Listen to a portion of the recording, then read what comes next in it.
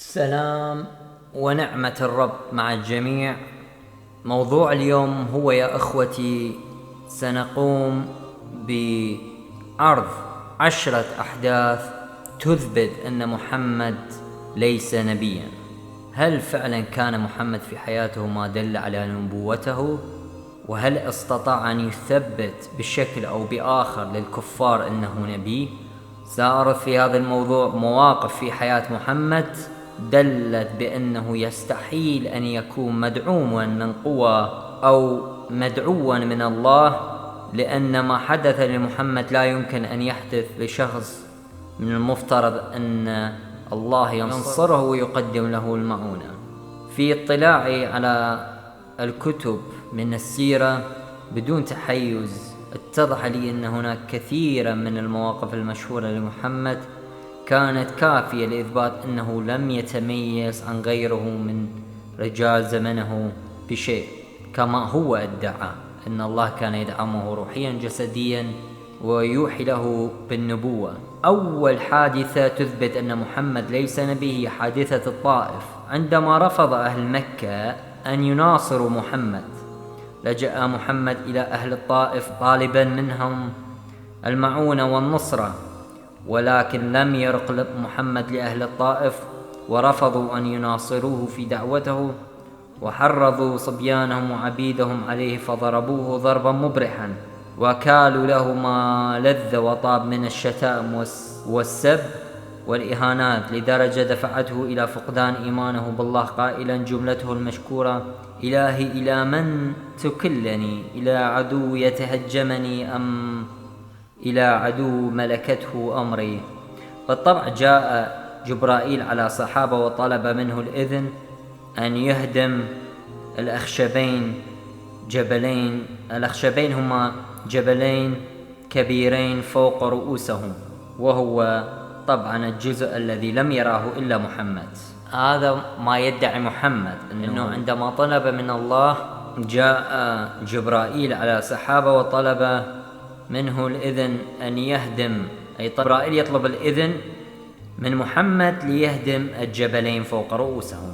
وفي هذه تثبت أول بدع محمد. ثانيا، غزوة مؤتة، عندما أرسل محمد أحد أتباعه الحارث بن عمير إلى ملك بصرة يدعوه إلى الإسلام، قام ملك بصرة شرحبيل بن عمرو بقتل بن عمير شر قتله. وعندما سمع محمد بذلك الخبر جهز جيشا من 3000 مقاتل، وأصر على إقامة حرب غير متكافئة لأخذ بثاره.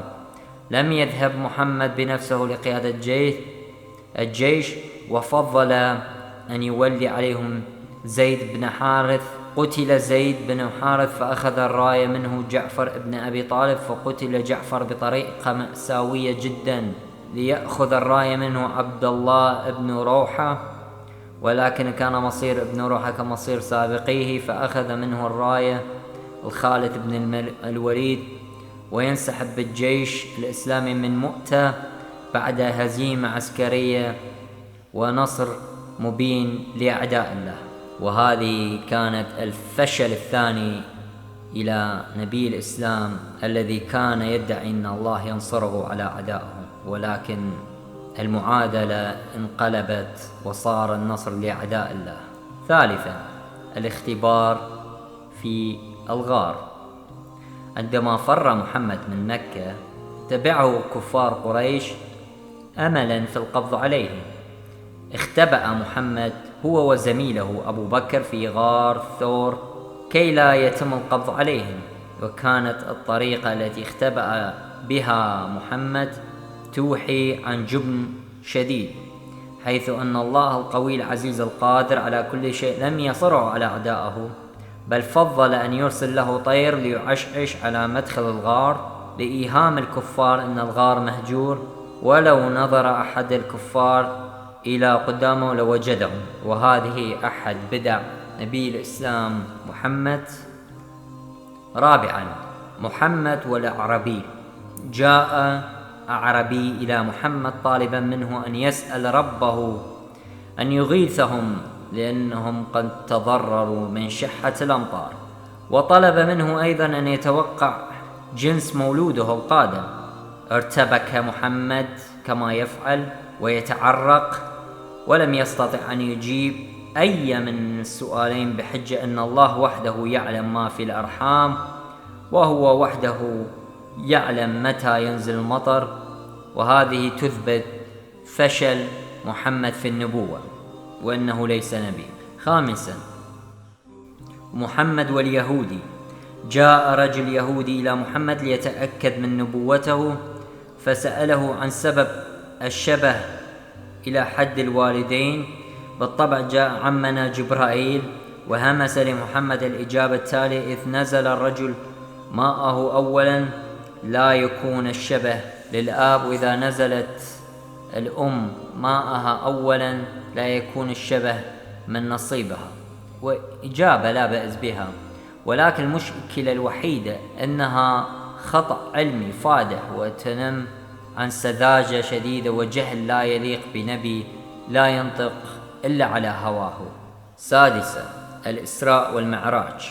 كانت واحدة من أشهر الطرائف المحمدية، ويبدو أن محمد أخذ وقتا كافيا لدراسة تلك الكذبة الكبيرة، ولكنه فشل في أن يلملم أطراف القصة ليترك لنا ما كشف إنها مجرد خدعة، حيث أنه لا يوجد شاهد على هذه الحادثة، ولم يرى أحد المكوك الفضائي البغل المجنح الذي صعد به، غير أن الأمر قد حدث بين ليلة وضحاها.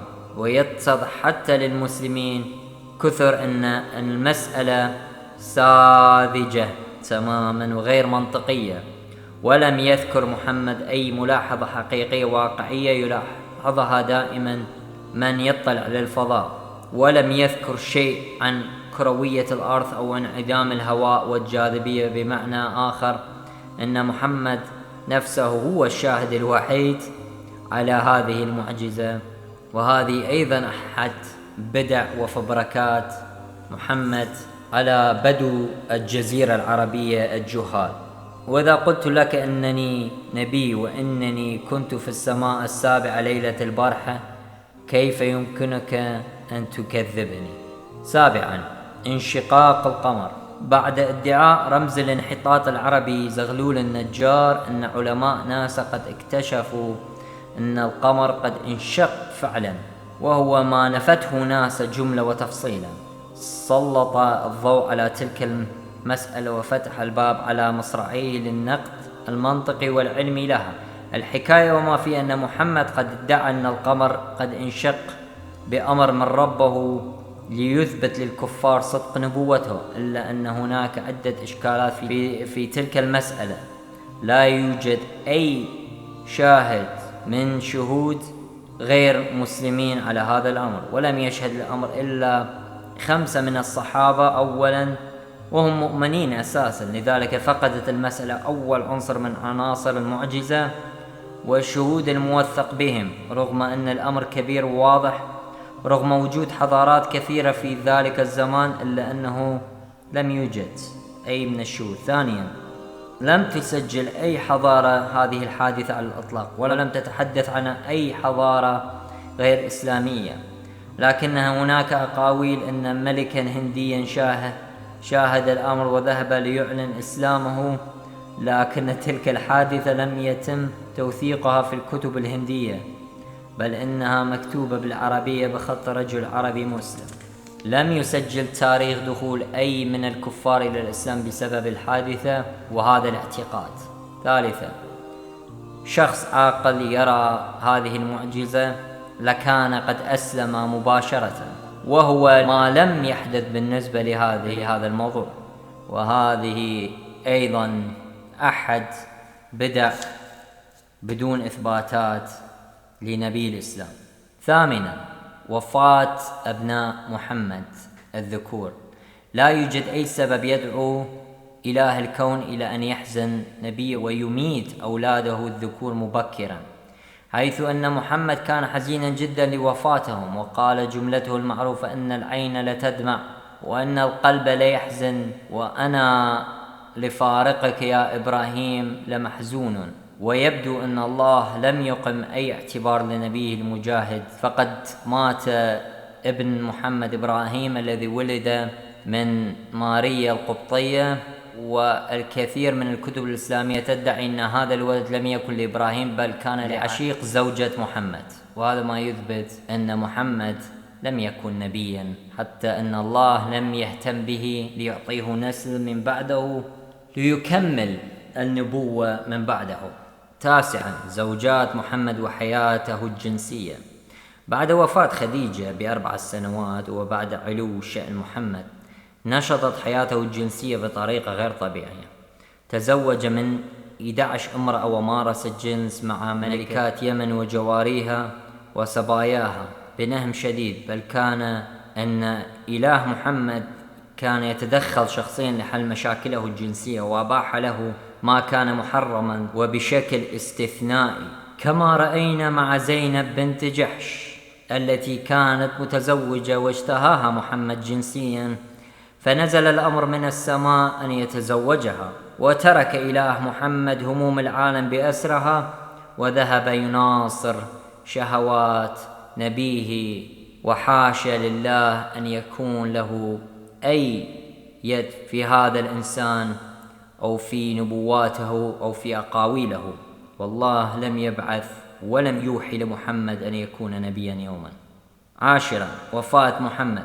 ما لا يعرفه عدد كبير من المسلمين وما حاول أن يخفوه هو أن محمد مات مسموما، حيث أن امرأة يهودية دعته إلى مأدبة الطعام في مكة وأطعمته شاه مسمومة، وقالت له بعد أن أكلها بغير علم أنه إن كان نبيا لن يتأثر، والتي بالفعل أدت إلى وفاته لاحقا. وقبل أن يموت أمر محمد أن يقتل هذه اليهودية. بالطبع وجب عليها أن يضع حبكته الخاصة ويدعي أن الشاه كلمته وهي مطبوخة وقالت له إنها مسمومة، وهو أيضا الوحيد الذي رأى ذلك، ولكنه توكل على الله وأكلها. على أي حال تتفوق اليهودية على محمد ويفشل هو في أن يثبت نبوته. جميع الأحداث مذكورة موثقة وصحيحة يا أخوتي، ولا شك في صحتها.